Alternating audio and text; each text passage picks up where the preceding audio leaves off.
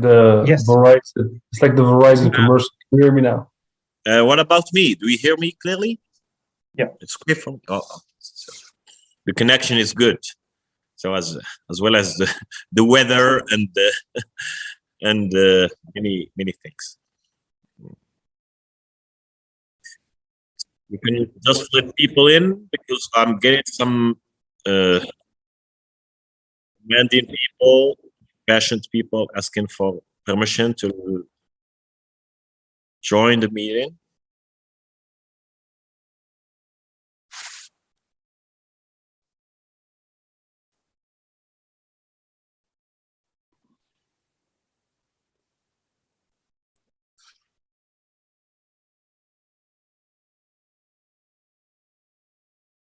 Okay, that's great. Okay. Just give us the sign and we'll be ready.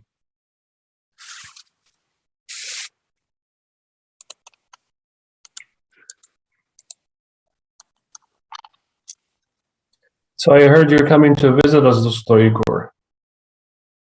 I'm considering, yes. I was very fortunate. I was invited to be at the University Hassan II. Yeah. There's a conference on psychotherapy, a World Congress on psychotherapy, and I'm not a psychotherapist, so I will be an oddity there. They want me. Well, there's one symposium on wisdom in clinical. Yes, I saw your name from the delegates. Yeah. Yes. Yeah. So that's why I will be there. But I thought, if I'm already there, it's my first time in Morocco. I'm really looking forward to the visit. Trust me, it will be exciting for your anthropologist side, I suppose. So it's your first experience, and discovering the Moroccan culture would be exceptional. I suppose that it will be very exciting for you. I hope so. We'll see. I'm looking forward to it. We have a lot of cultural diversity. It means that you, for sure, are going to discover new things and new interesting things which are going to challenge both your scientific and your personal interesting things which are going to challenge both your scientific and your personal. Yeah. I mean, I don't know much, but I actually never been to Africa, North Africa, for that matter. So. That's also like an interesting, very different, of course, experience. I'm quite representative of the whole African culture. It means that we have a lot of diversity inside. So we are going to discover the Arabic, the Muslim, the African, the pure African side. So Moroccan is the best place to start discovering African in general. Yeah, of course. I mean, it's not I'm sure there is much more to it, but I'm looking forward to it. And it's incredible. Like, I mean, I just looked up that the geographical diversity in Morocco is just incredible. That you have both the mountains and the Mediterranean and the desert and agriculture to some extent. Yeah, the plains and whatever you can imagine as ecosystem. Yeah. We have 9 attendees. Yes, it's okay. And among many others.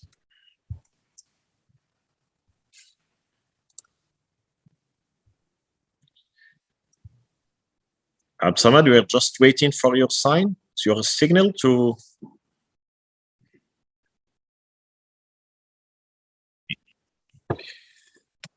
Amin, floor is yours. All right. Thank you. Good evening and welcome to Flourish Talks, a series of webinar that explores the connection between science and everyday life by inviting scientists, professionals, and experts in the field. My name is Professor Zanjari Amin, and I'm going to be your host along with Dr. Saifullah, the founder of Human Flourishing Engineer Institute. Surely time has changed, so has the study of wisdom. For thousands of years, philosophers and theologians have been telling us and trying to open our eyes to what's really important. Trouble is, wisdom isn't easy to find, but maybe isn't always been there, and we have to start thinking about wisdom in a different way. Who better to study the nature of wisdom than scientists, as they've just begun to do in the last few decades? In that matter, today, Flourish Talk is about to shed some light on this highly interesting topic, practical wisdom and human flourishing. I will join my voice tonight to many of you by asking, which kind of wisdom do people need to master in order to flourish in a harsh, chaotic world? What is the nature of wisdom, and what can do science tell us about its nature and components? To answer this question and more, please welcome our special guest, Dr. Igor Grossman. So before to give him to talk. He is a leading scientific authority. Dr. Grossman studies people and cultures, sometimes together and often cross times. He is associate professor of psychology at University of Waterloo, Canada, where he directs the Wisdom and Culture Lab. As a cognitive social scientist, Dr. Grossman has been working on demystifying what makes up a wise judgment in the context of revolving social and cultural changes. His chief work aims to uncover misconceptions about wisdoms and social change and identify cultural and psychological processes that enable people to think and act wisely. And actually, Dr. Igor Grossman also co-hosts the broadcast or the Wisdom broadcast. Welcome, Dr. Igor. Can you hear me? Thank you so much for having me. Yeah, thank you, sir. Did we miss anything about your biography? Can you tell us more about it? And of course, your talk will start with answering the question that I asked in my introduction about. I welcome any questions about my bio, but I don't think I should be at the center if we are talking about wisdom, which is obviously not about me at all. It's more about a topic that has been around, as you pointed out, for many centuries. And I guess for me, it's pressing as for many other people because my home country is currently being invaded by another part of my identity. I'm partly Russian and I'm partly Ukrainian. And over the course of the last 3/4 of a year, I was trying to figure out how to reconcile inside myself different identities and what kind of wisdom I need to even come to terms with whom I am right now, which is quite an interesting journey, but we can talk about it afterwards.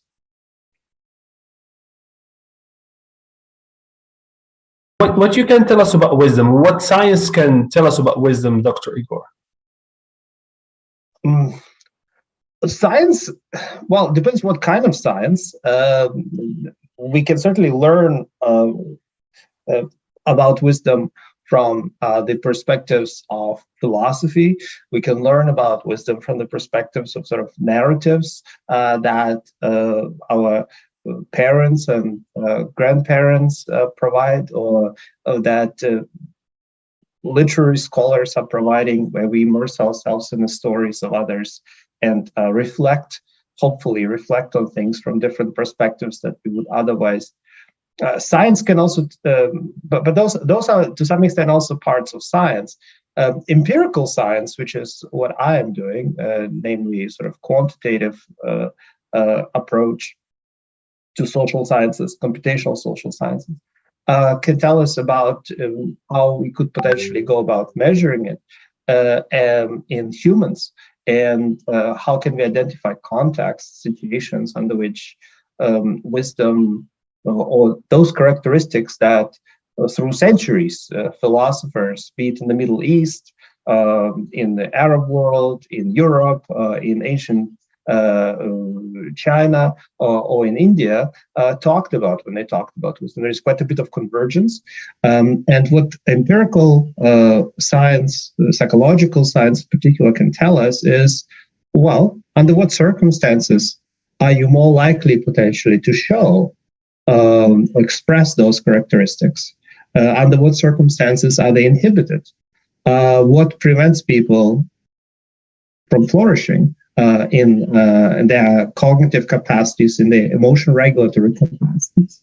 What prevents them from working together towards some kind of a common shared goal, understanding of the world as a place where we can all be able to live, instead of fighting with each other, instead of trying to bicker and to resolve our disagreements in a hostile manner. So those are the big questions that the science of wisdom tries to address. Now, does it address the question, what is wisdom? Well, that depends on whom you ask. And it also depends on how you define wisdom in the first place. Are you talking about it from this narrative perspective? Are you talking about it from the perspective of some kind of consensus across philosophical traditions? But I think we made some progress in the last 20 years, and I would be more than happy to discuss with you during this presentation today.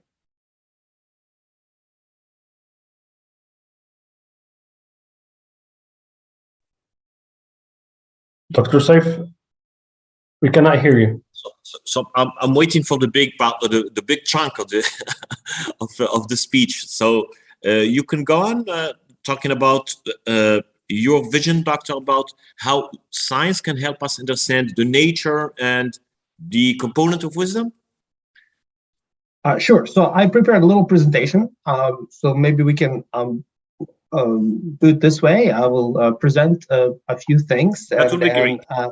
And then we can discuss them, because I think it's a complex topic, and it's not something that I can provide in one paragraph, sort of like a definition of that. Let's see if this will work. I need to see how my slides will. Hold on 1 second. I need to change. Okay. Right. And now 1 second. I have to select. I don't think I have the permission. Oh no, I do have a permission to share my screen. No, I don't have a permission to share my screen. Mr. Absamed, our technical support, can you just give Dr. Grossman the permission to share his screen? Yeah, now I do. Okay, great. You do. So go on. Yeah. Okay. Great. So the topic of this meeting is about wisdom and human flourishing. And as I already pointed out, one of the key things to consider are the various societal issues of today. I mean, like, the reason why I'm interested in wisdom is because there are various uncertainties, be it wars in my home country, or the climate change that we discussed a little bit earlier, that wreaks havoc around the world and creates all sorts of issues, including immigration and the consequences of great migration patterns that have already started and will probably continue, if not become even more accelerated. Because of the climate change. And of course, we also have the pandemic. Some of us tried to forget that there was such a thing as a pandemic, because it has been such a horrible experience for so many people, and continues to be in many parts of the world, including in China with the lockdowns right now. But those type of things together, what do they have in common? One thing that you can consider what they have in common is that there's a great deal of uncertainty around them. And this uncertainty has both the dimension of unpredictability, of course, but it also has the dimension of there being different moral standards in conflict with each other. And sort of the COVID-19 pandemic has a good example of that, where in various societies, in different groups, even within the same country, you would have very different perspectives of how you should be handling the pandemic. And countries and groups have handled it very differently. Some have, for instance, pursued this idea of freedoms, and that you should express what is, you should do what is right for you and for your family, protect your family.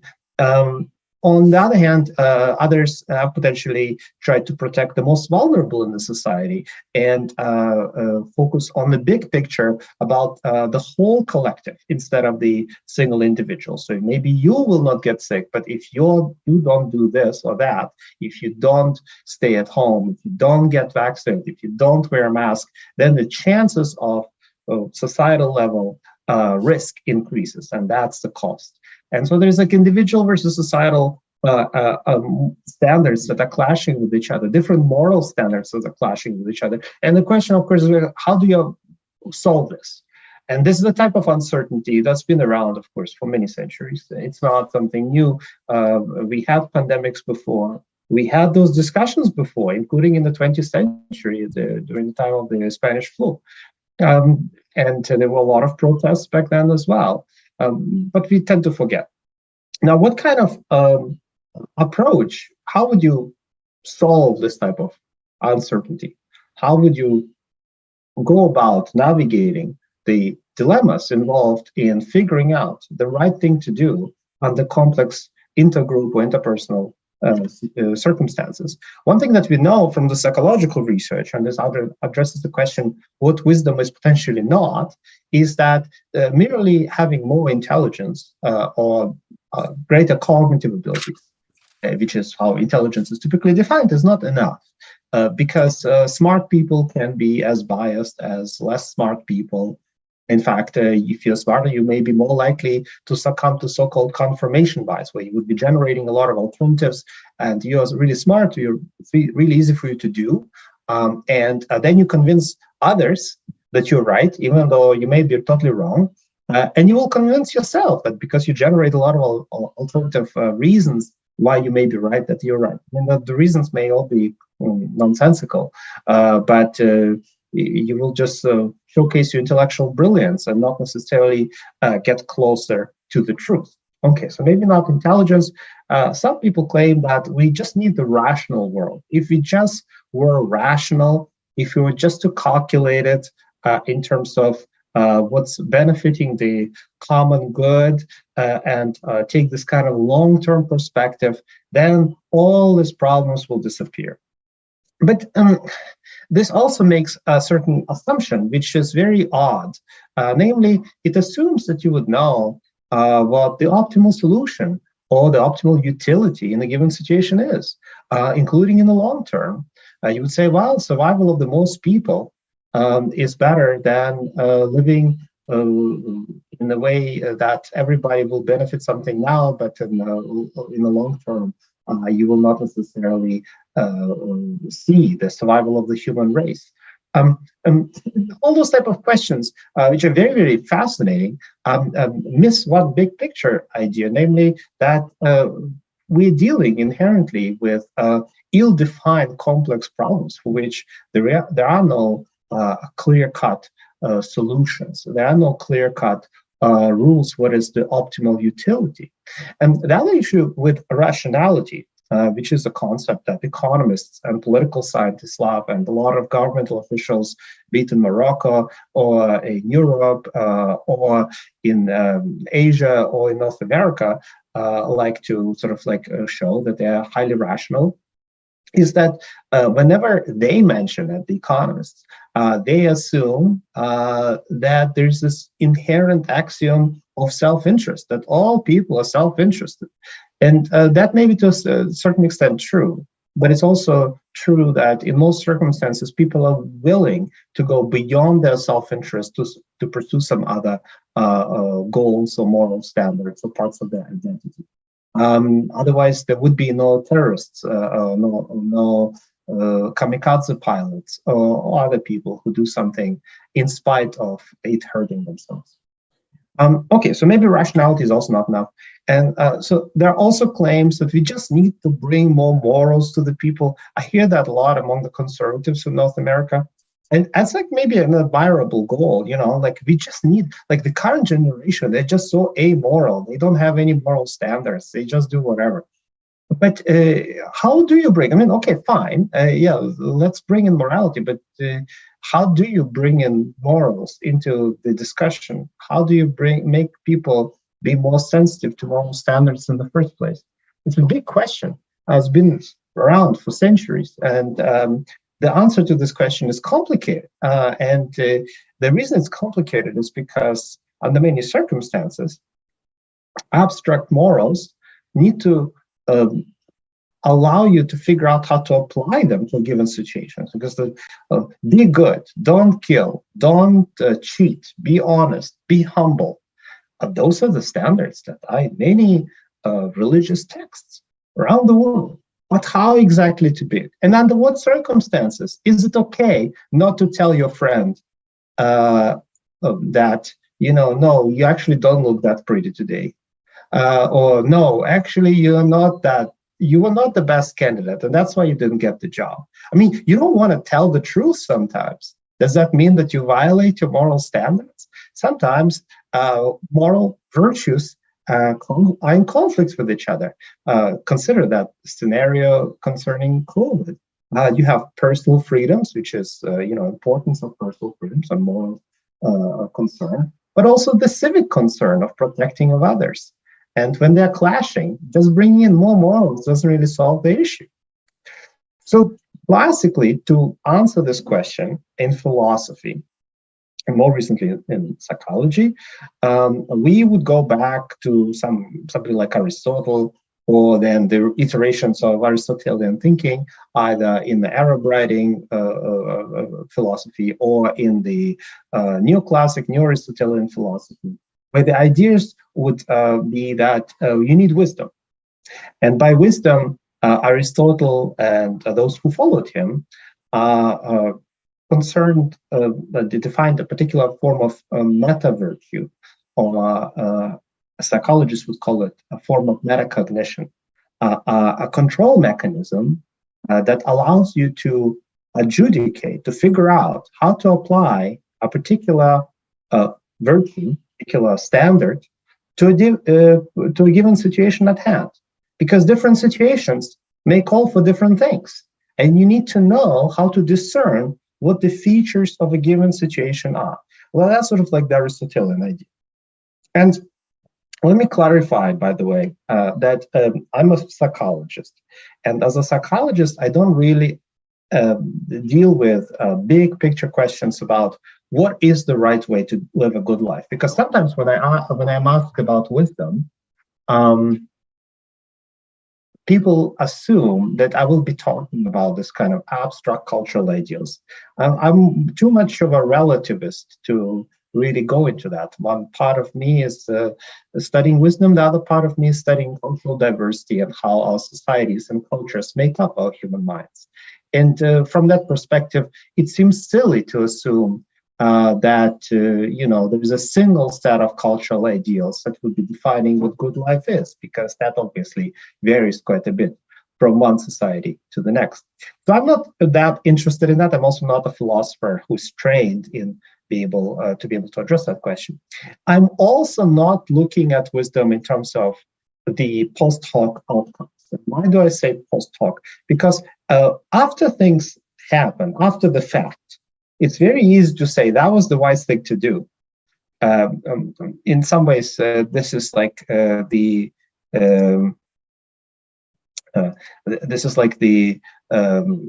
quote that is often attributed to Churchill, namely that the winners dictate what's history. Like after something happened, especially if you have the power to create a particular narrative, you can always say who is wise and who is less wise, and what was the right thing to do. But a priori, before it happened, it's very difficult. So I have very big problems with somebody saying like, well, this is wise and this is not wise, because that always varies by situation.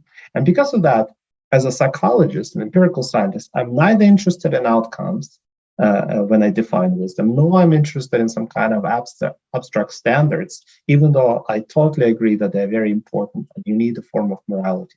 I'll get to that in a second. But instead of that, I'm focusing on the how, sort of the middle range psychological explanations about how do you navigate, how do you judge what to do in a difficult life situation, be it interpersonal matter, social matter, societal matter, or maybe even your identity. We talked about earlier that, for instance, I have clashes of am I Russian, am I Ukrainian, am I German, am I Canadian? Am I American because my partner is American? How do you reconcile different parts of my identity, especially in the moment of conflict? So those are complex questions requiring complex processes. And now I told you what wisdom is not, but I didn't tell you yet what wisdom is.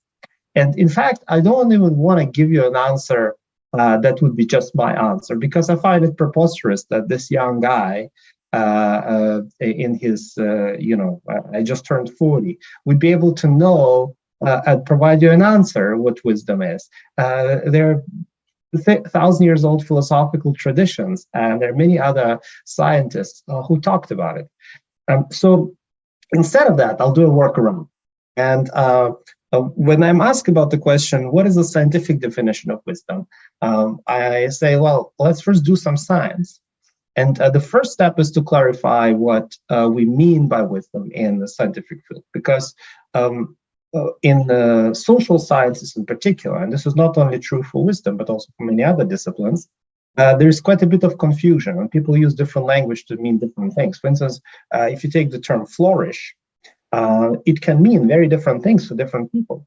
And if you don't get to an agreement, you may not be able to advance scientifically, because different people will be talking about different things. In some ways, it's like this Tower of Babel, where, you know, the reason it collapses in this biblical story is because people can't really find a way to cooperate with each other, and they start arguing and so on.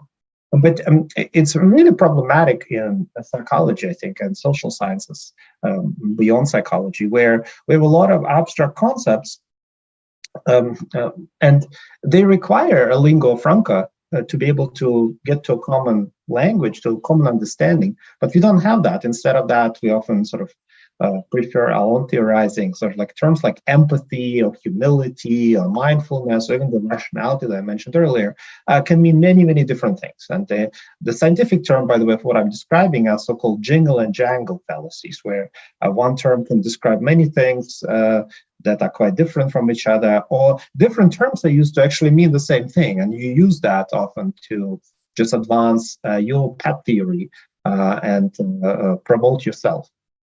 I found that's a very complicated and challenging sociological process that hinders scientific progress. So one thing that I did at some point, and this is my sort of first attempt to define wisdom, that is not by providing a definition that is my definition, is to bring in scientists from around the world, including all key players in scientific research on wisdom, for a day-long meeting together. And it happened that due to a terrorist attack in Sri Lanka, a conference that I was organizing there, the Pan-Asian Summit on Wisdom, was canceled. And suddenly I had so much free time, because instead of going to Sri Lanka and preparing a meeting there, I was stuck back in Toronto at home. And it just happened that a few other people were also in Toronto. So I thought, like, why don't we come together and then bring in virtually others? And so we brought in people from China, from the United States, Germany, from different parts of the world. In addition to that, also surveyed over 50 academic groups about their conceptual and working definitions of wisdom. And so I expected a lot of disagreement between scientists about what they mean by wisdom, because there are a lot of different theories, and they, often people just prefer their theory and then they don't cite everybody else, or they just reiterate their theory, casting it in new lights every decade because they want more citations for their work, which is how academia unfortunately works. But I was wrong. I was wrong in thinking that there will be a huge disagreement.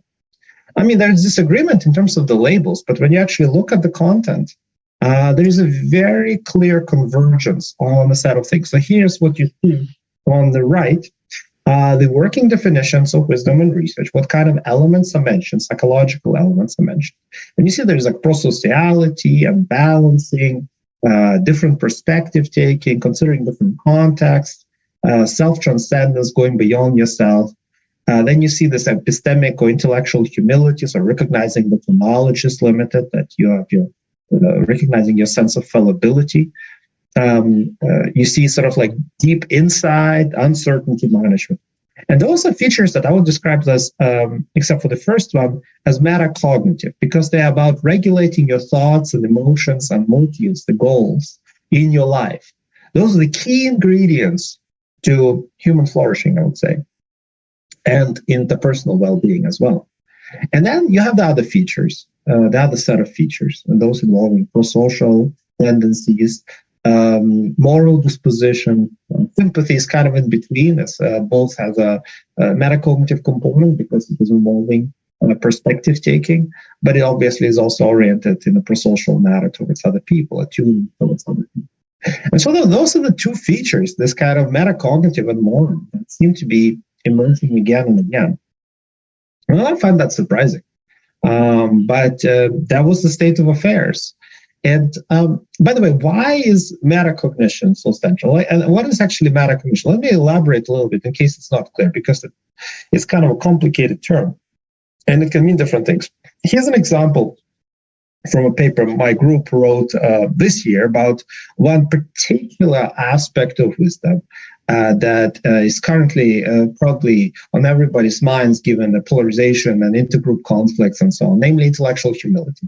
It's like the lack of it is on people's minds, I think, including, we talk about social media, Twitter takeover by Elon Musk is not necessarily a paragon of intellectual humility. But what is intellectual humility? When you think about this term, recognizing limits of your knowledge, you can think about it in terms of the social features, valuing other people's beliefs, expressing it, like that you actually don't necessarily only insist on your opinion, in your behavior, in your emotions. But really at the core is this insight that your knowledge is limited and that you may be fallible, that whatever I'm saying right now may not be the ultimate truth, that there is more to it than just this little presentation, that there's more to my research findings, that whatever I will be presenting in a given moment, and whatever I'm doing next may be actually revising them and I will be updating them. That's like fundamental insight for any scientist, that our knowledge is limited and it's constantly up to updating. But it's also at the core a metacognitive component, and that's what I mean by metacognition, that you actually need at the core this metacognitive capacities to be able to regulate your thoughts, to regulate your emotions, to regulate your feelings. In that meeting in Toronto in 2019, where we got together, we ended up discussing how could the morals and the metacognitive fit together, and what else is needed. And we issued basically a position paper that was then published subsequently in the next year in Psychological Inquiry. And in this position paper, we outlined a few principles. And I would like to spend maybe 5 to 10 minutes reflecting on them. These principles are directly relevant to the idea of human flourishing. So what did we postulate there? We said that, and it's not just my perspective, pretty much all key players in wisdom research, in the scientific research on wisdom, have either been co-authors on this paper and co-wrote it with me, or they provided feedback on it and either disagreed with it or misunderstood it or agreed with some parts of it but not with others. But that's exactly what science is supposed to be about, where we disagree a little bit and try to find common ground. So I encourage you all to check it out, including the commentaries. But so what did we propose? We proposed that central for an empirically plausible construct of wisdom, empirically plausible, the one that you can measure, is the focus on metacognition. Or I also call it wise reasoning sometimes, even though it's not really reasoning per se, but it's like reasoning about reasoning, including such things as balancing of different viewpoints, epistemic humility or intellectual humility, adaptability and sensitivity to how contexts change over time, and consideration of different perspectives. We also postulated that these features, they are working in conjunction with moral aspirations. So it's not sufficient to just be highly intellectually, metacognitively aware. You cannot just have those features without the morals. For the psychological construct of wisdom, you kind of need both a little bit. And finally, we postulated that there's a great role of context. So it's not just in the person. So in the Western tradition, you often associate wisdom with the all, like the the bird. That's why this looks like this picture looks a little bit like an owl. But it would be foolish to attribute wisdom to just an agent itself, because a lot of what makes up wisdom is in the situation. It's not necessarily in the person. You carry some wisdom with you from one situation to the next, but the situations that you find yourself in are sometimes so important, so profound in eliciting reaction that under some circumstances would lead to wisdom, under other circumstances will not lead to wisdom. It's like the teams, it's the context, it's the culture, it's the experiences that sometimes make up a wise judgment and other times do not. So that's another feature that we then decided to harness. Now, why did we focus on this metacognitive component? There we speculated that, and the speculation was partially supported by empirical evidence and partially requires further empirical evidence, that on the one hand, without the metacognition, you can't really implement those moral abstract concepts. As I mentioned earlier, that if you just want more morals in the world to solve the problems, you also need to know when to apply them. And that's precisely what metacognition is for, to discerning how to navigate one situation, how to apply, what kind of moral principle to apply. And the other reason is in many traditions, the wisdom is so intimately linked with the idea of seeing through illusions and self-deception. It's almost so easy to deceive ourselves and live in some kind of a fairy tale world. Many people during the COVID, I think you probably noticed or know a friend or two who were thinking that things will pan out differently or were living in a fairy tale world. And in many traditions, the concept of wisdom is about knowing yourself, actually, cutting through this self-deception. Now, the metacognitive features I just described, they do help you with that. And we have some evidence to this, where under some circumstances, recognizing limits of your knowledge, looking at things from different perspectives can be one way to see through illusions that the world and misinformation is imparting on us. There is quite a bit of research, for instance, that those people who are more intellectually humble are not as susceptible to misinformation as others. And finally, an evolutionary argument, if you like evolutionary arguments from evolutionary biology and biology in general, is that in order to survive in a hostile environment, the species requires coordination within the group. The species also requires some foraging for the purposes of long-term planning.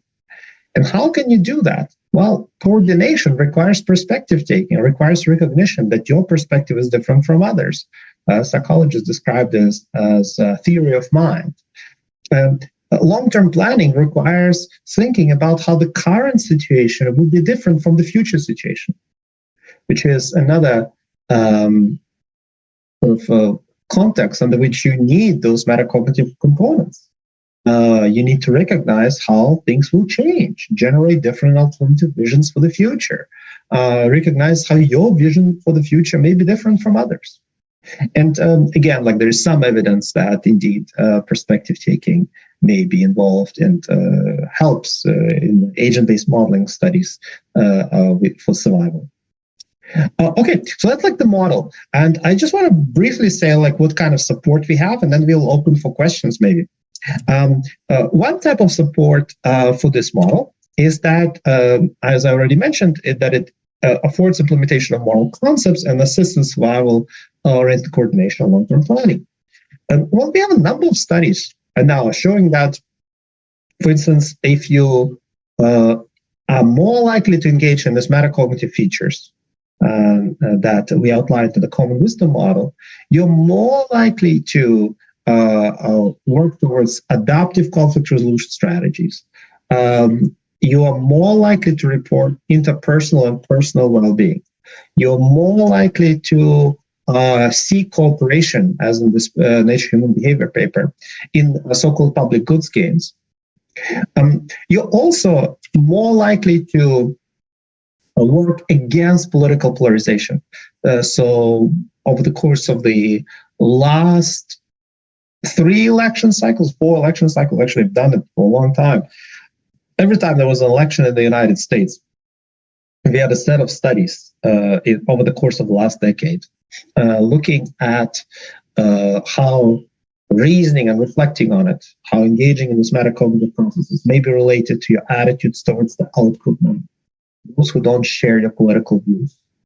And we find again and again that in all of those sort of situations, the more open-minded you are, the more likely you are to recognize limits of your knowledge, consider different perspectives, the less likely you are to view outgroup members as hostile, the more likely you're to willing to engage with them, including sort of maybe joining some discussion group on a shared topic. And here in particular, the new paper by my former student, Justin Brienza, is very, very useful, where he shows that in various contexts, including in Hong Kong, in North America, and for different type of polarizing political issues. I will not go into detail. This is just, by the way, Justin, in case you want a better picture of him, and my dear friend Ramona from Waterloo, where in this paper, we find that the more likely you're to engage in this kind of wise deliberation, engage in this metacognitive processes, the more likely you are to contribute towards the common good in a sort of a public good dilemma. And the idea here is that essentially you have a game, it's an economic game, where you can either share with others, and then it will be doubled and split among everybody equally, or you can just forego and hope that others will share, and you will still receive something, but you don't have to contribute. You just can be selfish. So economists will say you should not share anything, especially if you don't know those people and you never see them again. Why should you be sharing with them? People do share sometimes. And what we find is that wiser people are more likely to share. And they are more likely to share the more time they spend thinking about it, which is quite fascinating. Whereas the less wise people, those who don't engage in this metacognitive process, the more time they spend thinking about it, the more like free riders they become. The less likely they are to cooperate. And it's just like the evidence for that, but I will just skip that. The other thing that, for instance, we find, this is in Europe now, in 9 EU countries, we look at these metacognitive processes. This was done over the pandemic. A whole range of measures of prosocial behavior, be it donations for a climate cause, a green energy, donation behaviors, the actual behavior in donating. How much did you donate? Whether you are following sort of COVID rules and were willing to protect others by wearing a mask and so on. Blood donations, volunteering work, in joining environmental groups. And throughout all of those, we find that the more people are engaging in metacognitive process in their daily life, outside of the context, this is like reflecting on their personal problems in a wiser manner, the more likely they are to show various markers of prosociality. And by the way, this is true in most European countries, except for Eastern Europe. So there is some cultural variability, but as you can see, for Western Europe and for Northern Europe, you have this effect.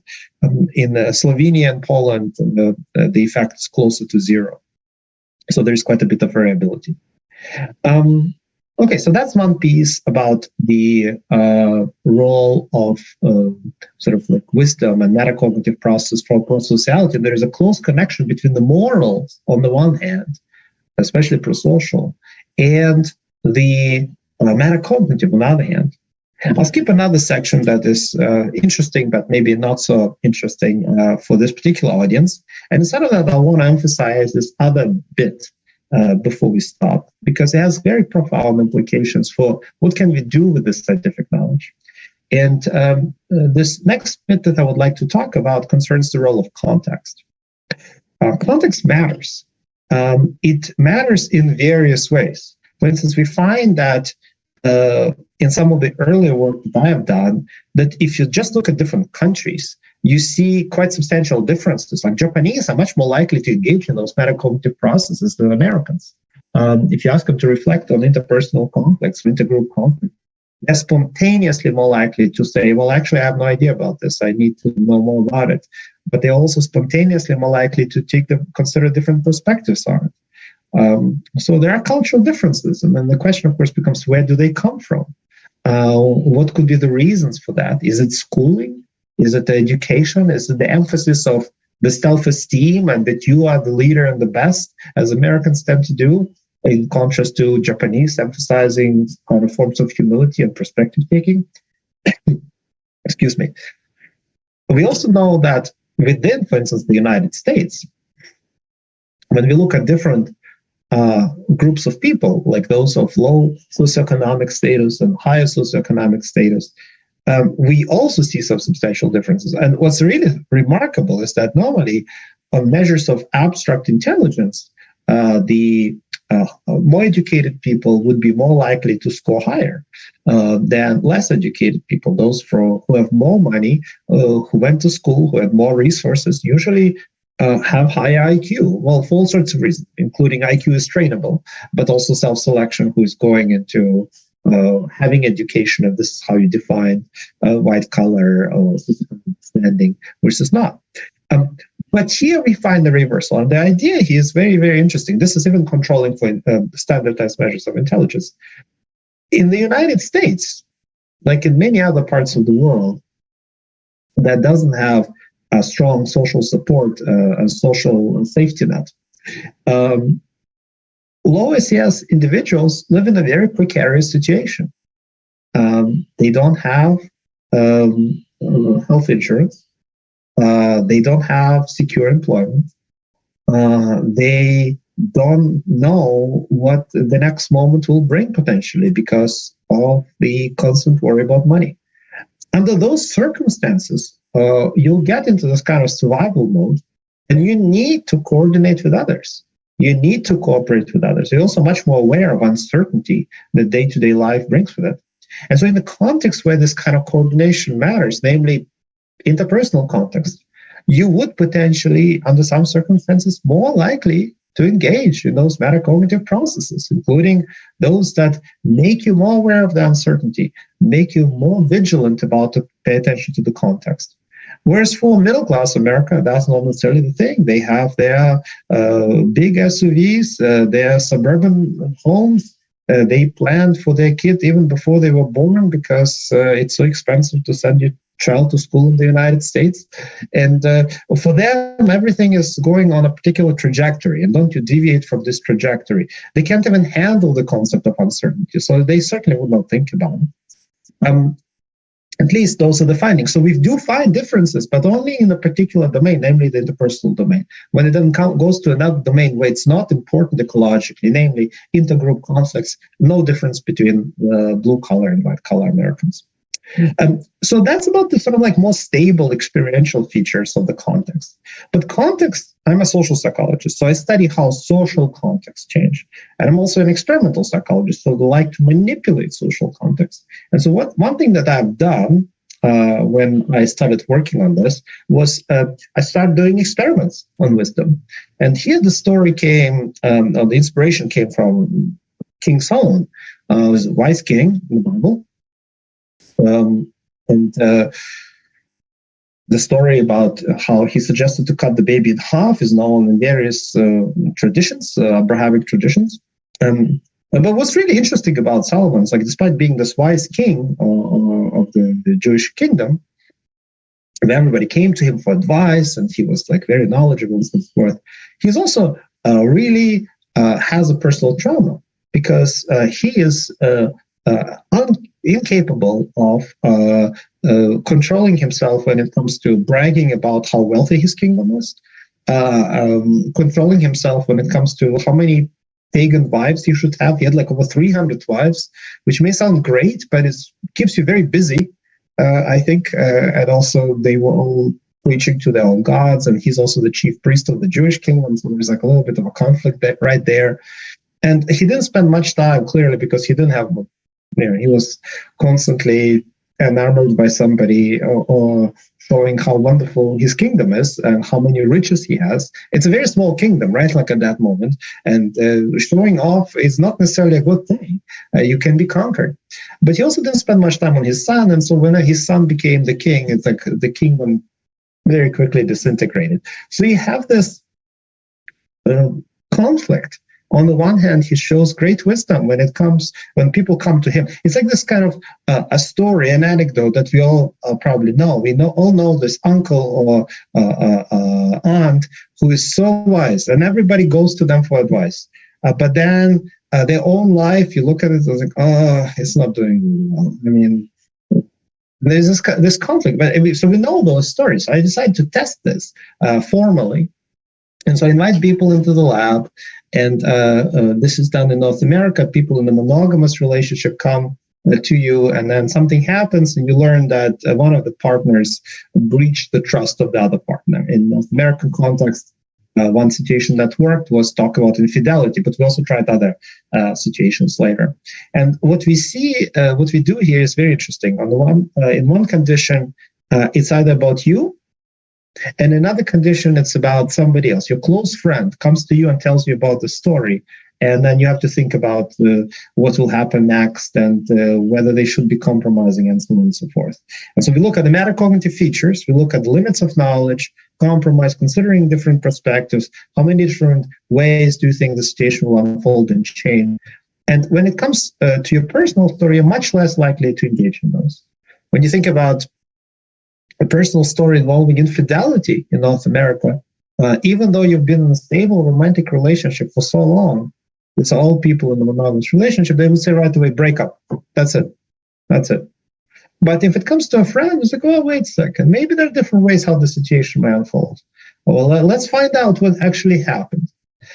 And so this type of situation and this type of change and asymmetry in magnitude of wisdom, if you want, in the personal and the non-personal context, is something that we have replicated again and again in very different situations. And inside my lab, but also other labs have replicated it.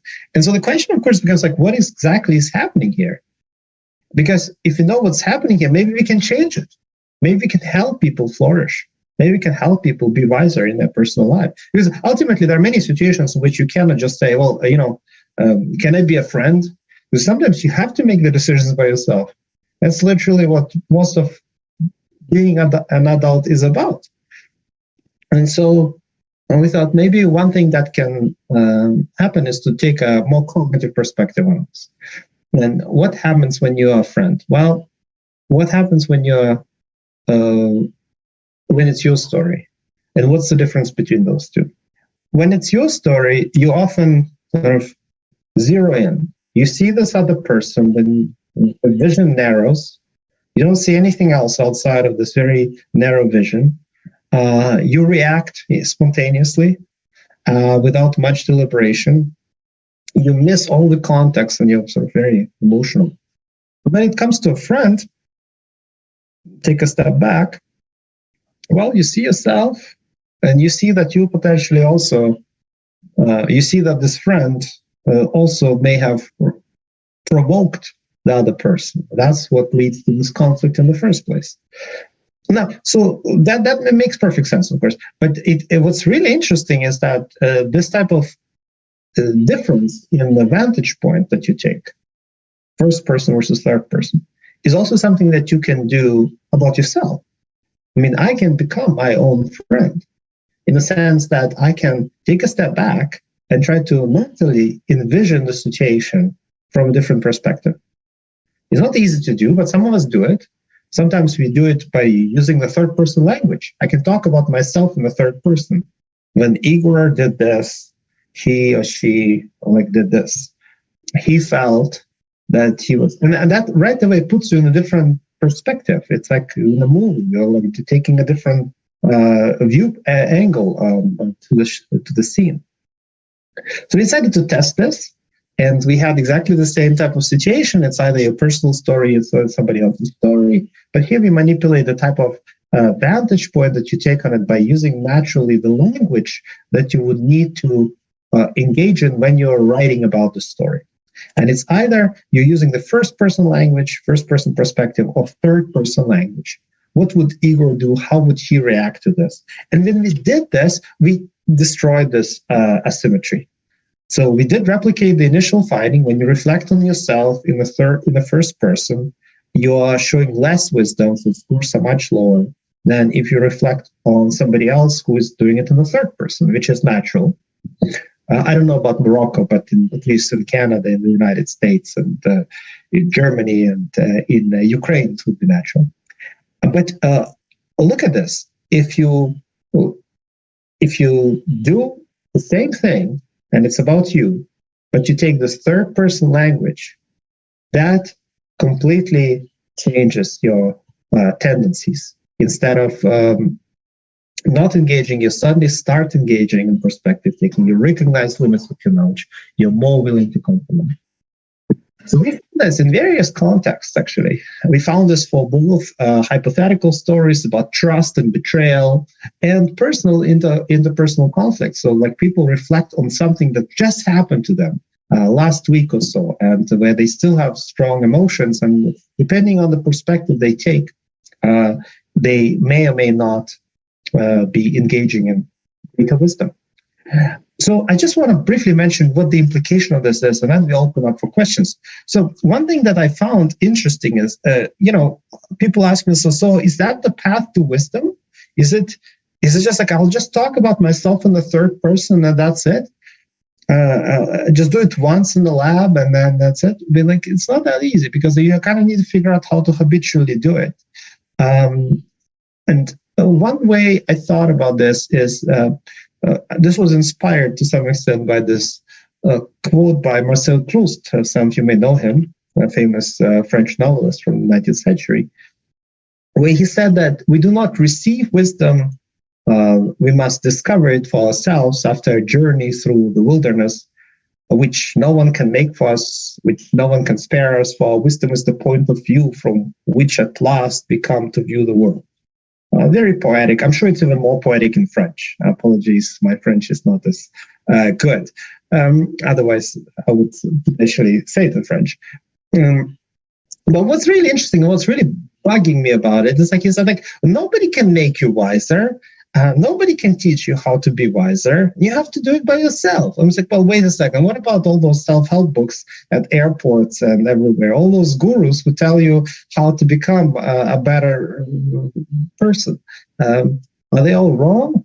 Well, probably they are. I mean, that's all those fake gurus are probably wrong. But maybe what he means is something else.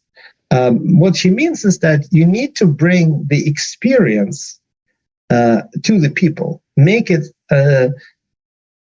such that they would be able to fuse whatever the strategies or the tools are that you want to give them to the context that matters to them personally in their lives. Which is very different from just like, give people a bunch of situations, say, okay, if you experience this, do this, because like good luck them applying it to their actual life in the actual context that they live in. And I thought like, well, that's interesting. Well, maybe you can test that. And so, look, what if you take this exercise of writing in the third person and or in the first person, and instead of doing it in the lab, I'll ask you to write about whatever is most important to you every day, positive or negative. It doesn't have to be a conflict, doesn't have to be a trust betrayal, just whatever happens to you. And you do it every day for a period of a month. And I will look at your responses before and after this. So it's a very long study. I don't recommend it to people. So it's obviously not something that I would want to do for fun. But it was very important for us to do this. And essentially what we did was we asked people indeed to write something about the most meaningful daily event from this kind of third person or first person perspective. And then we looked before and after they engaged in this month-long writing exercise. To what extent were they engaging in wise reasoning and these metacognitive features when they reflected on another conflict that happened before and another conflict, because conflicts don't disappear. They still happen. And another conflict that happens after this month-long training. And we looked at like how likely are they to show intellectual humility in their writing, perspective take, and so on. And what we found is like there's no difference before. If you look at this there's no difference between the control and the training. But there was a strong, and not huge, but very small, but significant difference between the control and training after the intervention. And if you want to break this down into the individual components, is what we see is that it doesn't only happen for perspective taking, where you would expect that, people after writing in the third person for a month, maybe they're more likely to consider different perspectives more. But we also see it for humility, recognizing limits of your knowledge, intellectual humility, as well as the more social components involving seeking compromise and conflict resolution. So I find this kind of promising and suggest that if you pay attention to the context and learn from it, what are the features of the context, you may figure out what are the features that can help you be a wiser self, even though they're not inside of you, but they are in the situation that you often find yourself in. Okay, I probably want to stop here. So let me briefly summarize what I just said, and then be open for questions. So I said that wisdom benefits from conceptual clarity because, like many concepts in social sciences and psychology, we often confuse different things and label the same things, use the same labels for different concepts, or use different labels for the same concept. And I think for wisdom, we need to do it better. Here, through this intellectual exercise of a convergence with various scholars, we found that common to most definitions of wisdom is focus on metacognition, intellectual humility, perspective taking, open-mindedness to change, balance of different perspectives, but not only those, but like in general, this flavor of metacognitive process. I also showed you that engaging in this metacognitive process is consequential for your willingness to cooperate with others, solve intergroup conflicts, and other forms of prosocial behavior, including donations and volunteering. And finally, I talked to you about various roles, how context, either intercultural context, intergroup context, and context that you find yourself in different situations in your life, can either push or pull you away from showing wisdom in your judgment. And what's really important for me also is that if you think about it, and this is one of the implications of this work, is that if you think about it, that wisdom varies so substantially across contexts, we need to pay attention to it also when we measure it, because it will not be enough to just measure it once, because what if in another context you will not show it? So that requires different types of measuring approaches, and my lab has been working on that over the course of the last decade to identify new measures. So if you're interested in measurement, we can talk about that as well. Well, that's all. Thank you so much. Thank you, Dr. Igor. I think that I should say that I have some trouble containing my emotions because I'm literally in front of my personal scientific heroes since I started getting interested in wisdom a few years ago. So thank you for giving us, all of us. I think the same case is with my students and peers while listening to us. And I'm actually wearing many hats today. I'm basically a student and a researcher and a trainer and educator and above all a parent. So let me unveil some of my agenda and start by addressing the I should say first that I got a little bit mitigated feeling listening to you and to the output of science, because I've got some good news and some bad news. The good news is that there is no strong relationship between being smart, intelligent, and being wise, which is quite reassuring for people who are not that smart, like me. And the bad news is about you deflated a little bit all my pretension about the possibility of training people to get wise. And this is science, and we should look at the reality to the face. I would like to think about, to invite you to think about wisdom from a lifespan perspective. There are specific types of experience that would more likely lead to wisdom than other type of experience.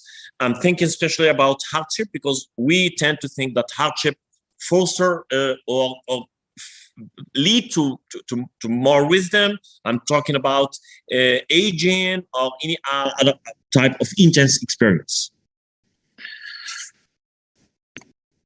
Yeah, well, thank you, first of all, Saif. And I'm sorry that I deflated some of your excitement after presenting the science, but that's, I guess, the goal of the science, to revise our expectations sometimes and bring in the needed intellectual humility to the table.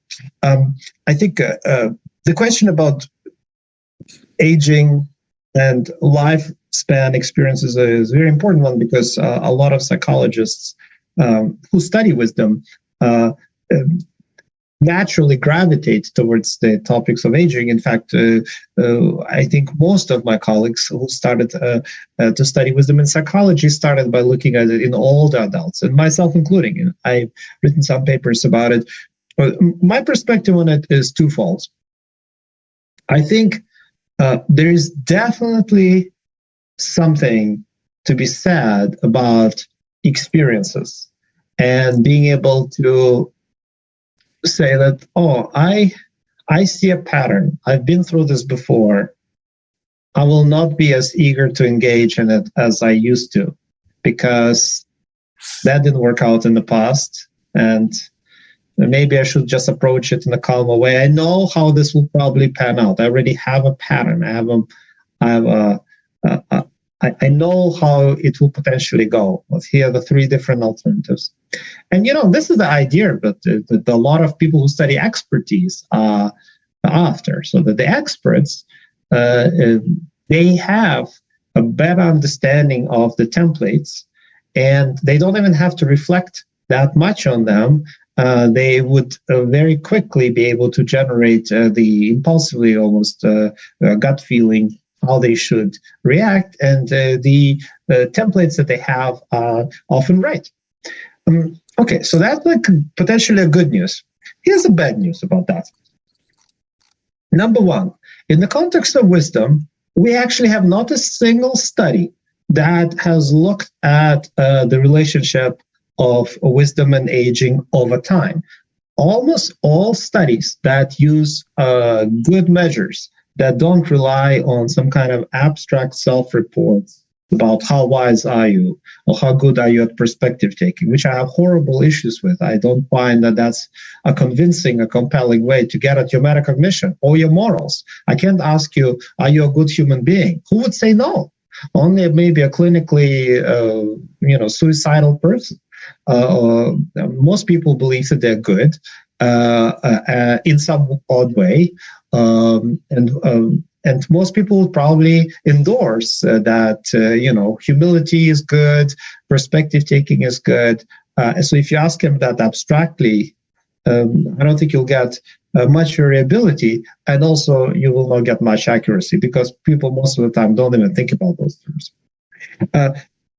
I digress. What I mean to say is that outside of that, there's no work that actually has looked at people over time, over a long time period, and looking at their metacognitive processing. And because there's no such work, and the only work that exists, you just take older adults and you take younger adults, and the findings are very, very mixed. And if anything, if you put it together, it suggests that there's a big zero in terms of the relationship between wisdom and aging. But here's a problem with that. First of all, you put in things together that you shouldn't be putting together because the definitions of wisdom may have a lot in common, but the exact mechanism, how people measure it, varies. And not everybody looks at actual metacognition. Some people, as I said, look at those abstract self-reports. And on abstract self-reports, you can get at beliefs, and people may believe that they became wiser, even if they didn't actually. Number two, when you look at this age differences instead of age change over time, you don't really know if the differences are due to experience or if they're due to people from different cultural contexts. Because obviously people who grew up in the, let's say, were born in the 50s and 60s, grew up in a very different culture than the current generation. So maybe it has nothing to do with aging, and it has a lot to do with culture that they were born in. The values may have changed. I mean, that's true for Morocco at least as much as it's true for Canada, Germany, Russia, Australia. In all of the countries, we don't only have static cultural differences, but we also have change. And consequently, if you sample people from different time periods, you end up conflating the culture or cultural change with some kind of aging. So for me, it's very, very hard to address the question because, as I said, like we don't really have, the only way to address it is actually take the same people and follow them over time, over a long, long time period, and maybe 10, 20 years later, look at them again and see if they have changed in their metacognitive responses. So my lab started doing something like that, like just looking at a year. We tracked the same group of people, large group of people, over a course of a year. And there is some variability. And there is some variability in terms of the role of what you mentioned too, adverse context. So like when you experience it, because there is this belief, and I think it's not only Abrahamic, many religions, sort of philosophies have this idea that you need to suffer and overcome some challenging experiences and adversity, and then you will learn, and then you'll get wisdom. It's true for Christianity. It's true to some extent, I think, for Islam. It's true for some forms of Buddhism. It's not true for every religious philosophy, but there is this belief. And now, if you look at the evidence, and this is both for wisdom, but also for other things, and this is work that I have done, my friend Aranda Giavekrami and his colleagues, we actually see very little effect of the so-called post-traumatic growth, where after experiencing traumatic adverse experiences, that people actually change in their personality or in their metacognitive processes. We see, again, a huge zero. People are very stable. Now, people may report later on, it's like you ask them, like, did you change? Did you grow? And those who are willing to talk about the experiences in the first place, which is a huge issue because there's a bias. Those people who would be willing to talk to you, maybe the people who actually did grow. And those who did not grow, they just will not talk to you. So you have a sampling bias. But even if you look at how people talk about it in retrospect, they create these narratives of meaning. They create these narratives of growth. And how could they not? What, should they be talking about how horrible it still is, that it really still sucks that their loved one passed away during COVID, or that they were laid off and it actually, some people do, but most people probably don't want to present themselves in that light. But when you look at actual behavior, when you look at actual metacognitive processing, not much of a change. So that's my deflated view about the role of experiences. But, I don't want to give up because I do think the experiences matter. The last wrinkle about this, though, and the reason why we may not be able to capture it just yet is because we don't have the proper tools for that. So the experiences that we accumulate are by definition not perfectly applicable to the new context that we're going to experience next. Even if what you have learned and went through maybe fundamentally profound and life shattering, and you may have grown in many aspects, whenever you encounter something again, it will be not the same context. Things have changed. And so what you may have done before, what would have potentially worked better, or you may have learned something from that thing that didn't work well, you want to apply it, but the context is slightly different. And so there's always this transfer problem. You learn something in one context, you train people to how to act, but will they be able to apply it? That's a big question. Yes, so, I see that. I see it's the issue is methodological by nature. So when we try to study things scientifically, it's all about measuring what should be measured objectively, and this is not possible at least in the present. I have a bunch of substantive questions addressing this wicked problem of wisdom and wisdom training and learning. And I prefer to start with one particular question because it addresses you and your motivation. I know that behind every research, there is a me-search, I suppose. And it's coming from one of my peers, Mr. Mohammed Amin Noor. He says, what's your motivation to study wisdom? And what do you hope to offer to society by those studies? That's a very deep question, Senor Anur. Amin Anur.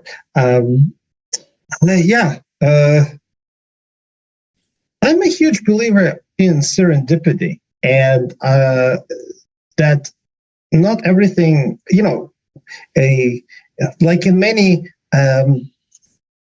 aspects of life, there is something like a second law of thermodynamics, where you have one force, you have the yin and you have the yang, you have a creation, you have a destruction. And I think the destruction is very natural, and we have to be aware of it. And what I mean by that is that humans have a tendency to plan, and that's partially what this metacognition, that's how metacognition probably evolved. Those who were able to plan better survived. And we have a tendency to plan, but we can't really plan all the time. And sometimes there is serendipity and uncertainty. In my particular case, I did not come to the research on wisdom because I had either some kind of an enlightened experience, or I felt like I was missing something in my life. Now, I can create that narrative very easily. I went through traumatic experiences in my life too. My mother passed away from cancer. She was suffering for half a decade. I couldn't walk for years.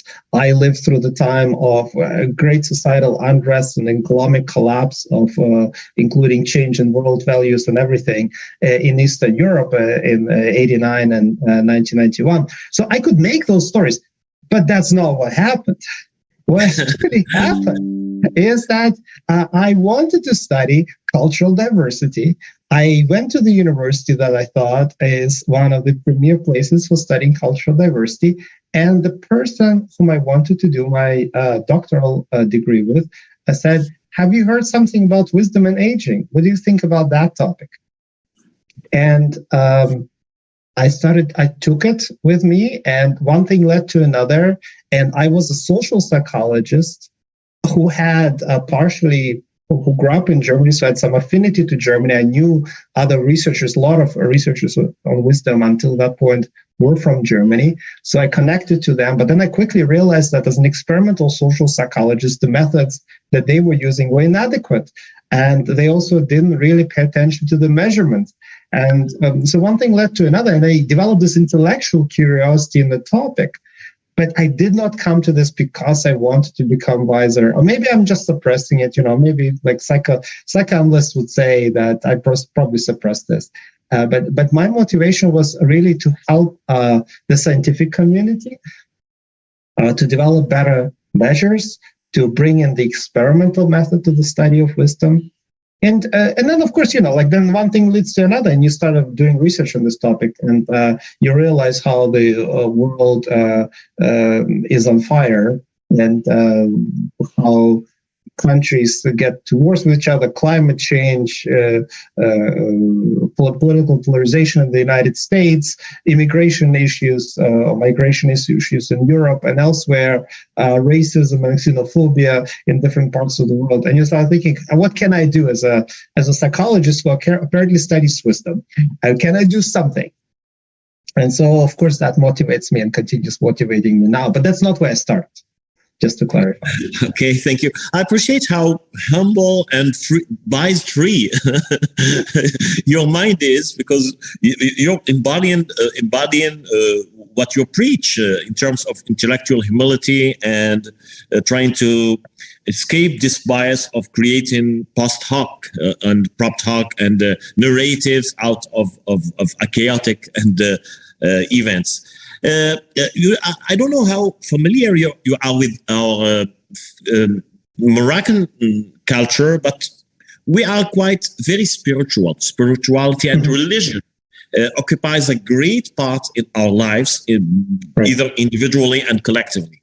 And I would like to ask you about what science can tell us between the relationship between religiosity, spirituality, and any related practice like mindfulness and contemplative practices and wisdom enhancement. Well, science can say some things. I mean, I think like there's some issues with the bias that some of my scientist friends have who study those topics, because often there's just, you start with the belief that mindfulness is good, and let me show how mindfulness is good. And so you just look at that and you don't disregard to it. It's like, no findings. Actually, there's the evidence that mindfulness therapies don't really work.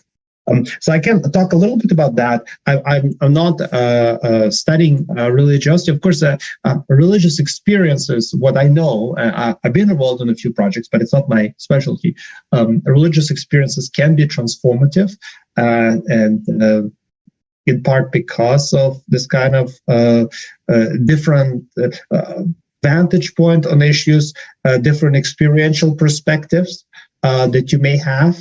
In North America, I don't know about what would be an equivalent in the Arab world or in Morocco in particular. But in North America, you have this thing. You have these bands, and one of them that you would put on your arm, like friendship bands. Like the kids do that. And there are some that have like labels, and one of them is like, "What would Jesus do?" And in some ways, this kind of "what would Jesus do" is like an equivalent of self-distancing manipulation. It's like you find some kind of a person that you admire, a religious person in this particular case, and you try to take their perspective as an exercise in getting a wiser judgment. So I think, like in some ways, this is a very sort of baby niche type of thing that I'm describing, but it's a baby step in the direction of uncovering how some of the religious practice of praying, for instance, or engaging in some transformative activity can change your vantage point. Not necessarily just visually a vantage point, but really experiential, so that you start appreciating and approaching things from different perspectives. So I think that probably does work. I mean, mindfulness is tricky. So like mindfulness, for instance, what's really interesting about mindfulness, and I've written some papers about it, is that in North America, the concept of mindfulness has been corrupted to some extent, where the measures of mindfulness actually not getting at what they're supposed to be measuring anymore. Mindfulness is supposed to be both about looking at things from different vantage points and engaging. It's like accepting, being aware and accepting the challenging experiences. In part as a way to sort of like then work through them. And it's supposed to be about focusing on the negative and the adverse. But it somehow became this whole industry where,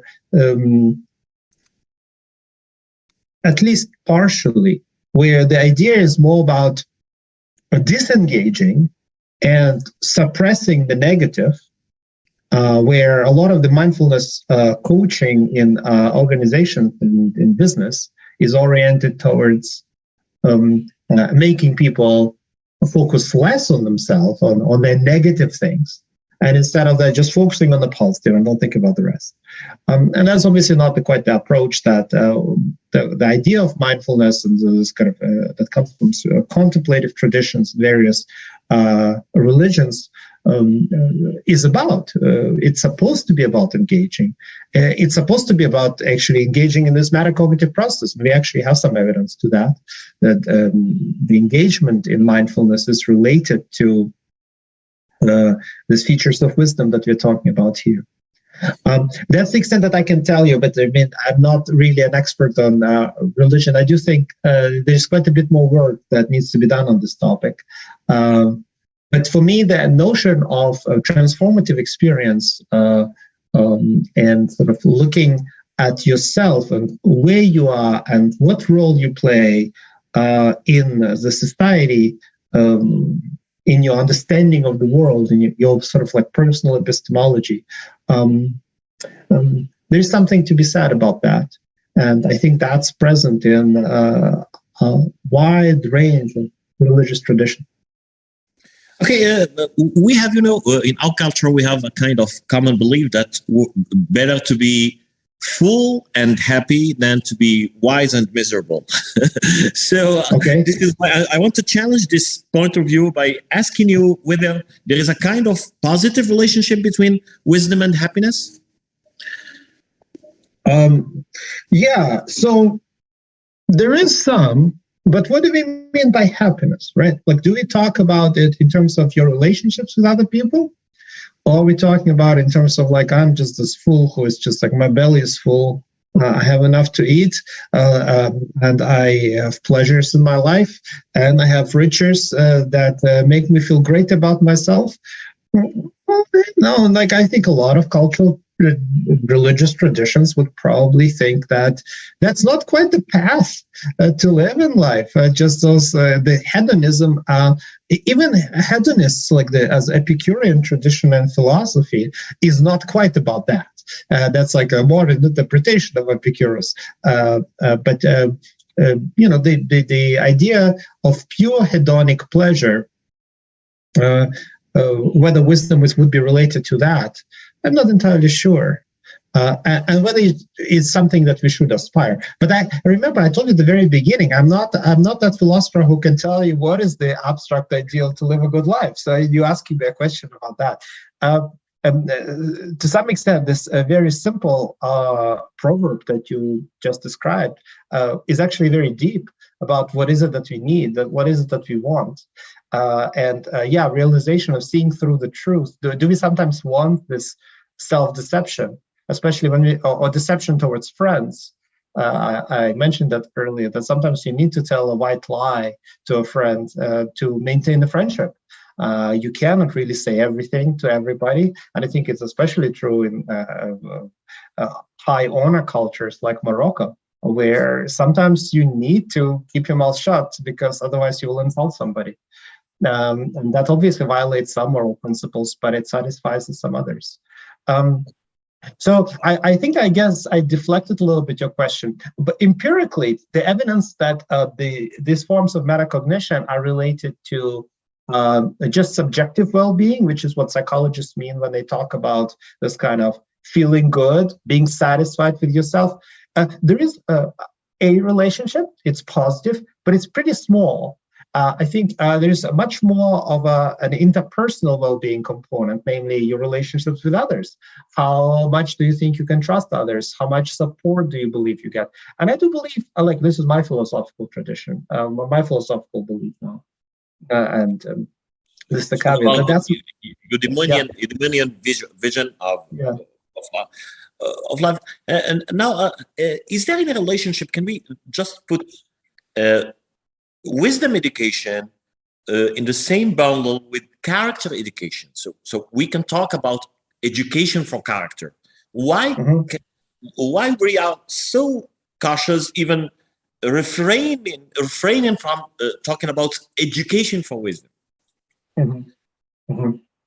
Well, I don't think necessarily that we are too cautious about it. It's just like the concept in a classic Aristotelian tradition, and that sort of the Western scholars took on, and then obviously, the Western paradigms have been dominating from colonizing the educational traditions throughout the world, be it in Morocco because of the French influence, or in Germany because of the American influence, or some other parts of the world. But what I'm trying to say is, like, there in this kind of like Western-inspired tradition, you go away from where at the beginning there was a philosophy, and then it encompassed everything.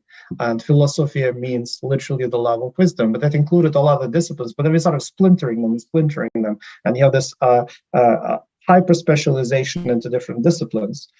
And so what we do see in the 20th century and 21st century now, that we have a specialization and training for particular disciplines, but we don't have a training for this kind of larger thing, namely wisdom. I mean, if you look at, of course, at the writings even of Benjamin Franklin, who had an educational angle to him, he was emphasizing that we need to educate for wisdom. Now, I think we do find it in some ways, it just doesn't use that language. And that's exactly what this jingle fallacy is, where people use different language in different subfields. In education, you talk about critical thinking, for instance, at least in Western education. A lot of talk about critical thinking. Not much done in terms of actually teaching critical thinking, but talking, that happens. There's a lot of talk about critical thinking. It's a good thing. And what that means actually is literally the same type of cognitive processes that we talk about when we talk about wisdom. So I think the focus is there. Whether it's successful, I don't think it's successful. And the reason it can be successful in the current educational system is because in this Western tradition, especially after the Second World War, there's always the focus on educating for, you want to accomplish certain goals. Schools compare each other. You as a parent want to know if it's a good school, it's the best school. Will this school allow me to send my kid to the university or not? And so there's this kind of horse race for getting better grades, so that students can then get past the admission tests to go to the best universities and so on and so forth. So the focus is much more on outcomes. And outcomes that are quantifiable. And it's very hard to quantify critical thinking capacities, especially in the context of wisdom, because until very recently, we didn't even have proper psychometric tools to measure it. And so consequently, they are not making it part of that curriculum that you need to pass compared to, let's say, math, calculus, physics, or like the basic language abilities, either be it in French, in Arabic, or in English.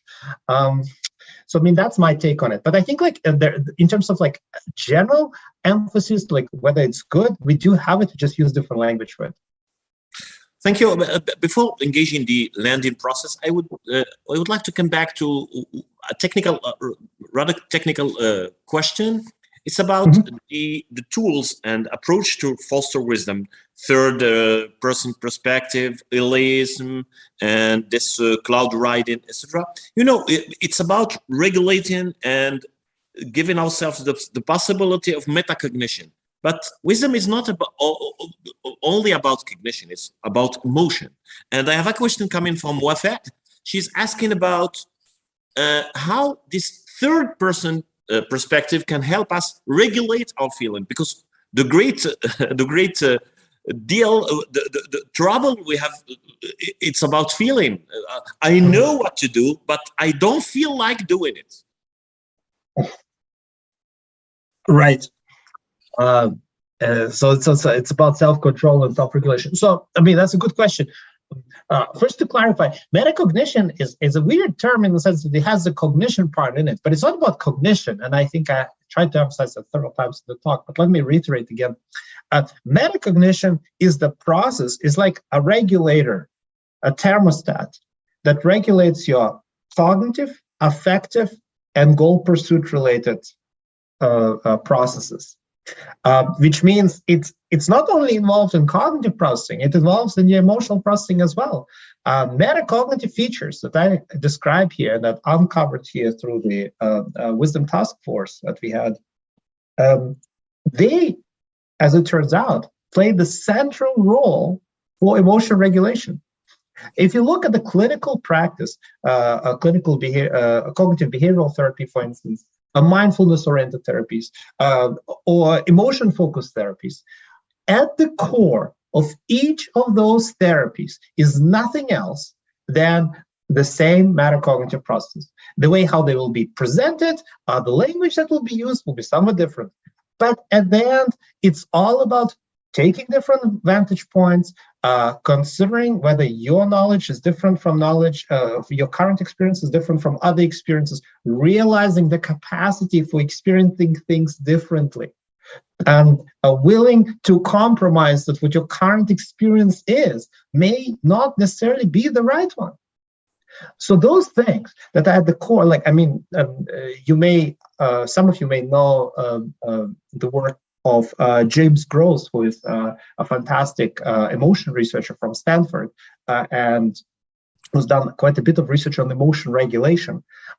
James is talking about the concept of cognitive reappraisal. It's cognitive, but it's actually not cognitive. It's meta-cognitive. It's about how you change your experiences through reflection or through some other means. And at the core of them is exactly the same set of tools. And so I don't think it's necessarily, it's not just like cognition versus emotion, because in most situations they work hand in hand. Sometimes in antagonistic, those hands are like, beating each other, and sometimes they work together. And also like when we talk about emotions, it's not entirely clear what exactly do we mean. Sometimes we talk about just down-regulating, not feeling something. And there's this belief, and it's, by the way, a very rational belief, rationalist belief, like it comes from this Enlightenment tradition in Western Europe. I think some of it was also present in some Arabic writing, but not as much, actually. How does it go? Well, this Enlightenment idea is that essentially, if you want just not to feel things, and to be rational in that sense, like this very naive version of rationality where you just don't feel anything, then it will work out. Then you will pursue. You know what's better for you. We'll just do this. It's just this temptation in front of you, this piece of cake that it's very juicy and delicious, and you want to eat it instead of actually pursuing your goal of staying fit and so on and so forth. If only you didn't have that temptation, if I were to like somehow buzz it out of my head, of my brain. But that's a very silly idea, because that's not how emotions work. Emotions are not only about up and down regulating. That's, of course, is one dimension, namely the intensity dimension. But we have many other dimensions. And so it turns out that when we look at complexity and richness of your emotional experience, so for instance, you can say either up and down, right? But it's all kind of along one dimension. Or you can have some kind of very rich understanding, where in some situations you would be reporting anger, in other situations you'll be reporting sadness, or even in the same situation you might recognize you're not just angry, but you're also a little bit of sad, you're also a little bit of this, a little bit of that. And the more you recognize the emotional experiences that you have, the more likely you're actually to engage in the metacognitive process that I'm talking about here. So that's another piece to it. So like we find that, for instance, the metacognition is also related to diversity of your emotional experiences, even though it does not necessarily just down-regulate the intensity of your emotional experiences. Okay, I see. You talked about therapy, and I would like to take your feedback about, is there any chance that we can draw from some therapeutic tradition like the ACT, acceptance and commitment therapy, and cognitive behavioral therapy, to implement some techniques to help people to get wiser, treating stupidity, if I would say, like a kind of dysfunction? Oh, it's interesting. I don't know what I would say to that, because I'm not a therapist. I mean, you would have to ask Joseph Chiarocci or my other colleagues who are therapists who wrote, co-developed the ACT and others. He believes, for instance, that you can use ACT to instill wisdom in people. But how exactly that would look in practice, I really just don't know, because it's not necessarily my field. Because it's part of my wishful thinking, because I dream of a kind of informed practitioner who are coaches or counselor or whatsoever, who can who are able to help people to get to instill more wisdom in their lives. And this is my dream, and this is our project, if I can say. And I would like to get your feedback about if it's realistic as expectation. Well, potentially. I mean, I think in many therapists, I mean, again, like this is just me speculating, because it's not really my field, but my very holistic impression of this is that a lot of therapeutic traditions, not all of them, but a lot of therapeutic traditions, be it like very sort of structured like CBT, or then sort of more experience focused or act related sort of therapy. In many ways, they are trying to make you more aware of your present context and how it will be potentially different from the other contexts that you'll be encountering in the future, and prepare you for other situations that you may find uncomfortable right now, and so on and so forth. I think those therapeutic traditions probably, at least in the spirit, have a lot in common with the attempt to sort of highlight the metacognitive features that we're talking about here. But that's the extent that I can tell. Like, I think there's much more work that needs to be done. For instance, like even if you think about the therapeutic interventions, the work that needs to be done with randomized control trials of effectiveness of various therapies, even for effectiveness for clinical practice, is really still in the infancy, because the samples are very, very small.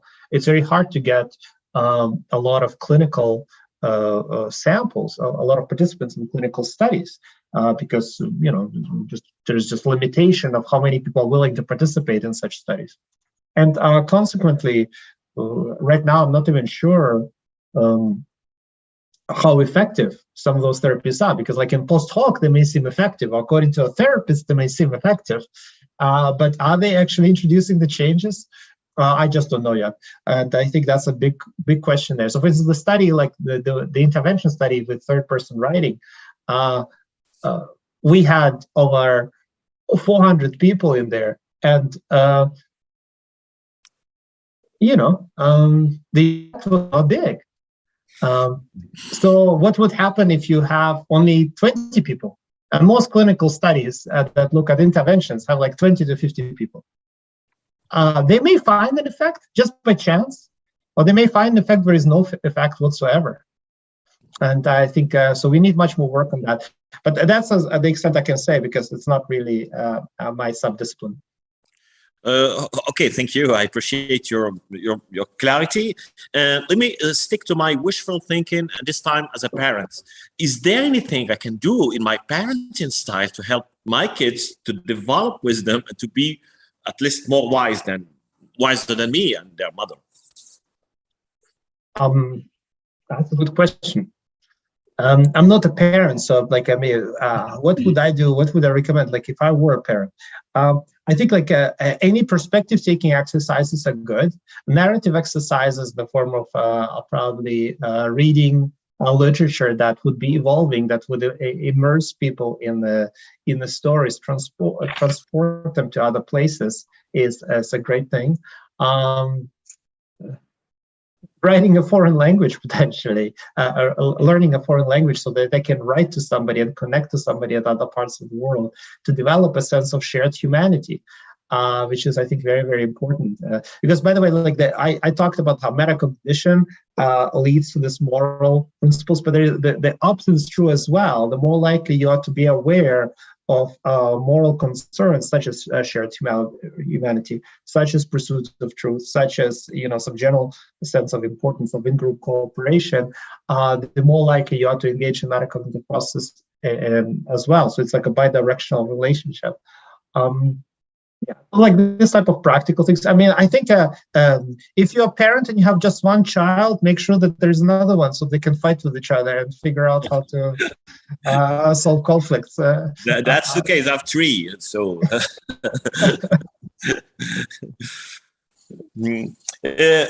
Thank you. One last question, and this time coming from my teacher stance. I teach management and economics, and I'm all the time raising question about how useful this teaching is for my students to make them able to behave and act wisely once in the job market. So is there any advice you can give to me to help me embed my teaching with wisdom on something like that? So, what exactly are you looking for? What exactly do you mean by that? I'm teaching human resource management, for example. I have some colleagues who are teaching marketing, etc. And we are teaching, so based on rationality, based on evidence-based techniques and concepts, etc., etc. That creates the illusion that all what we need is to know the right answer in order to get things done. I feel that it's not enough because it lacks contextual, it lacks morality, it lacks responsibility, and many additional features. I think like one thing that you that is very important to learn to counter some of this kind of false confidence is to create situations in which there are no clear-cut solutions and work towards those ill-defined wicked problems and see how people go through and share their sort of like the process through which they go through. Another thing that's potentially could be important is to bring them to the limits where they will fail and give a project where just by default they'll have to fail. And they have, and how will they be willing to acknowledge that? Will they be willing to acknowledge that in the first place? And then discuss that. I think the most important part about that would be a debriefing instead of the actual. Well, you can look at what do they do to still somehow wing it, but it's really the debriefing that you probably would be after to see them recognizing the importance of this kind of fallibility and their limitations. I think those would be the 2 steps. I think like generally the balance between the rational and the kind of more case-based. So you have on the one hand sort of like more solution-oriented, algorithmic type of approach that you just talked about, but on the other hand, sort of more case-specific examples that vary, that show the variability, how one situation that may be benefiting in one context may actually backfire in another context, and figuring out be making them more sensitive to the variability and this context sensitivity so that they will be trained to pay attention to the features of the situation rather than figuring out the template and the sort of heuristic that they're using for solving the problem. That would be another thing that I think of that would come from this kind of wisdom work. Thank you. One last thing, and this time it's not a question, it's an answer. You said that if whether we are ready to work on measurement tools or anything can be rooted in our cultural specific context, the answer is yes. We have an armada of researchers, of young researchers who are ready to cooperate within a possible setup to come up with cultural grounded tools. So we can count on us as your team, part of your team, if you want any work, any measurement or scientific project development within our culture. That's my promise. And thank you so much. It's okay for me. If it's up to me, I would stay. Pull on the nighter with Mr. I don't want to hold him more than that. Well, you did a great job, actually, because I was quite tired after a long day of teaching at the university. So my voice went out and you see me yawning. But I was really, you got my attention on this lot of subject, and actually it's really triggering what you said when it comes to how we need to teach wisdom. Basically, we do what I do in my class, it's the mostly cases and some specific cases. When I told them most of the time, you should be very happy today analyzing these control things, but I tell them at the end, well, this is actually what the decision is all about. And sometimes well, thank you very much for what you said to us. And really, I learned a lot. And I'm not too much into wisdom as my friend. That's why he was super excited, super overwhelmed. And we could not stop him because he unleashed the beast inside him. The wise beast. But thank you very much. I don't know. This is what I had to say, Dr. Saif, Dr. Igor. Thank you for being here tonight for us. And I really reassure you that the invitation is open because we work different universities. So if you would like, we have various people that are willing, hardworking people, they're willing to work, to cooperate with you. So feel free to, when you come to Morocco, we can talk to us. Let's talk about it when I'm there. Yeah, I would love to. We do when pleasure meet business this time. Sounds great. Thank you, sir. Thank you for being here with us. Thank you, sir. Thank you so much for having me. Thank you, and have a good day. Thank you. You too. Bye-bye. Take care. Bye-bye. Bye-bye. Bye-bye.